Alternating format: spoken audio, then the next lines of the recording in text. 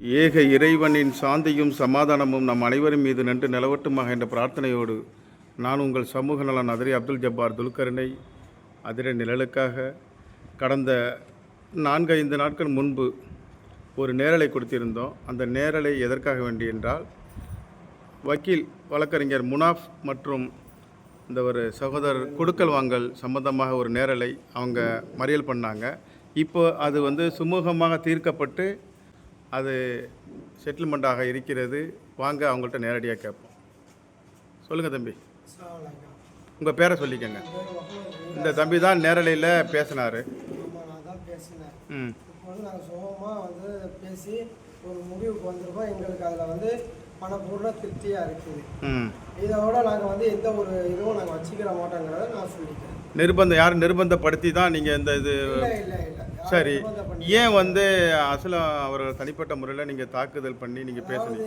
அங்கே நடந்த சம்பவத்துக்கு பொதுவாகவே நாங்கள் எல்லாருக்கிட்டையுமே வருத்தப்படுறோம். நாங்கள் பேசுனது தவறு தாண்டு இன்னாருன்னு நாங்கள் குறிப்பிட்டு சொல்லலை. எல்லாருக்கிட்டையுமே நாங்கள் எங்களோட பணம் வராதங்கிற ஒரு வேகத்தில் நாங்கள் அப்படி நடந்துக்கிட்டோம்.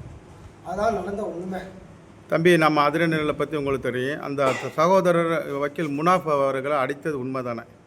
ஆமாம், அவர்களை அதாவது பேச்சுவார்த்தைகள் வளர ஒருவர் அதிகமாக பேசிக்கொண்ட காரணத்தினால கையை வச்சுட்டாங்க. இதுதான் நடந்தது. அதாவது யாரும் அடிக்கணும்னு சொல்லிலாம் அடிக்கலை. சண்டை பிரச்சனைகள் அதிகமாகி வார்த்தைகள் இதாக போகும்போது யதார்த்தமாக ஆனது. அதை அடிங்கிற மாதிரி கொண்டு வந்துட்டாங்க.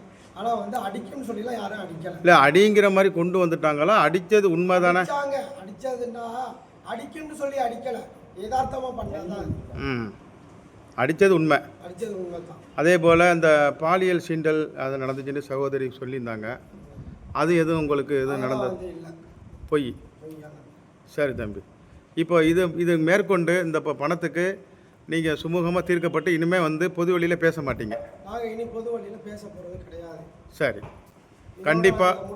கண்டிப்பாக அவருக்கும் கொடுக்கக்கூடிய வாய்ப்பு கிடைக்கும். கண்டிப்பாக அவர் அதாவது நம்ம முன்னாள் சேர்மன் அஸ்லாம் காக்காவை நாங்களும் சரி, எங்கள் வீட்டு பெண்களும் சரி பேசினதை நாங்கள் மிகவும் வருத்தப்படுகிறோம். அவர் சார்ந்தவங்களையும் எதுவும் உங்களுக்கு எதுவும் நிர்பந்தப்படுத்தி பேசுகிறீங்களா நீங்கள்? இல்லை, அவர் எஸ்ஹெச் அஸ்லாம் மற்றும் அவருக்கு சார்ந்தவங்க ஏதேனும் தவறு இழைச்சதாக நீங்கள் சொல்லியிருந்தீங்கள, அது அனைத்தும் உண்மைக்கு புறம்பானது தானே? அதாவது அவங்க சொன்னது எங்களுக்கு அந்த டைமிங்கில் எங்களோட சூழ்நிலைக்கு ஏற்றுக்கிற முடியலை. அந்த ஒரு காரணத்துக்காக தான் நாங்கள் அப்படி பேசணும். சரி, சமூக பேச்சுவார்த்தைக்கு தமுமுக தலையிட்டு அதில் பேச்சுவார்த்தை நடத்தினாங்க. அதை பற்றி தம்பி மாலிக் அவர்கள் சொல்கிறாங்க. சொல்லுங்கள். இறைவனுடைய கிருபையை கொண்டு இந்த சமூக பேச்சுவார்த்தை வக்கீல் முனாஃப் அவர்களுக்கும் நம்ம காக்கா நூர்தி காக்கா தொண்டியை சேர்ந்த நூர்தி காக்கா அவர்களுக்கும் இந்த சமூக பேச்சுவார்த்தை இன்னைக்கு உட்காந்து பேசணுமா? அந்த பேச்சுவார்த்தையில நல்ல உடன்பாடு நடந்துச்சு. அந்த உடன்பாடு அடிப்படையில தான் இன்னைக்கு குடுக்கல் வாங்கலுடைய விஷயத்தா இருக்கட்டும், அன்னைக்கு நடந்த நிகழ்வுகளுக்கு இருக்கட்டும், எங்களுடைய சார்பில் நாங்கள் எங்களுடைய மாவட்டம் ராமநாதபுரம் மாவட்ட சார்பாக எங்களுக்கு அழைப்பு செய்தி வந்துச்சு. அந்த அடிப்படையில் இந்த சமூக பிரச்சனைக்கு பிறகு எங்களை பார்த்துருந்தாங்க. நிர்வாக ரீதியாக பார்க்க போகும்போது இந்த சமூக பிரச்சனையை ஒரு நல்ல தீர்வு எட்டணும் அப்படின்னு போகும்போது, ஏன்டா அதிராமண்டங்கிறது ஒரு அழகிய ஊர், எல்லா ஊருக்கும் முன்மாதிரியாக உள்ள ஊர்.